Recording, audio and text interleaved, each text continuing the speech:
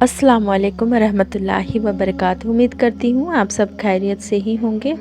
मैं एक वीडियो देख रही थी जिसमें कैसे मुफ्ती साहब ने दरूद शरीफ की बरकत से एक मरहुमा को जहन्नम की आजाब से अल्लाह ताला ने रिहा करके जन्नत में जगह दिया। सुभान अल्लाह।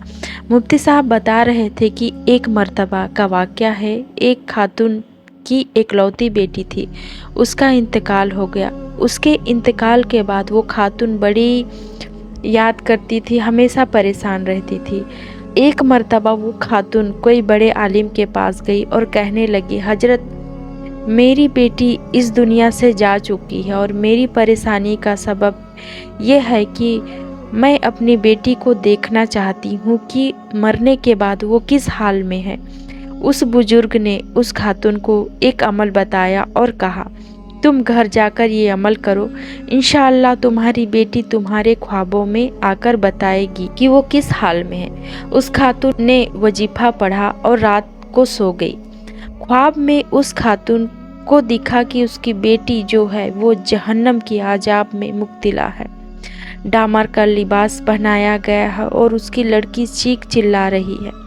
अपनी बेटी को उस खातून ने इस हाल में देखकर परेशान हो गई और नींद में ही चिल्लाकर उठकर बैठ गई। सुबह होते ही वो खातून उस बुजुर्ग के पास गई और उसने बताया कि हजरत मेरी बेटी को मैंने ख्वाब में देखा, मेरी बेटी बहुत आजाब में है।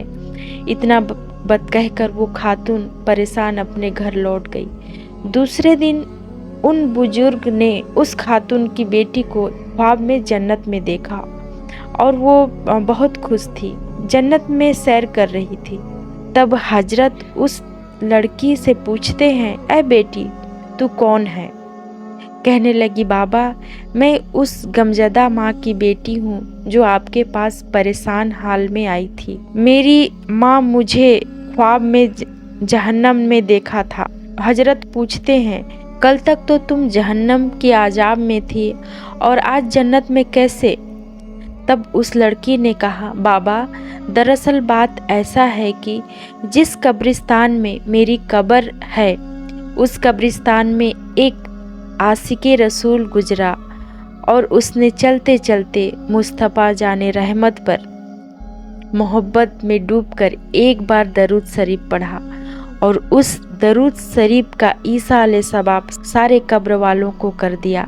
उस दरूद शरीफ की बरकत से अल्लाह ताला ने सारे कब्रों से आजाब उठा दिया। अल्लाहु अकबर।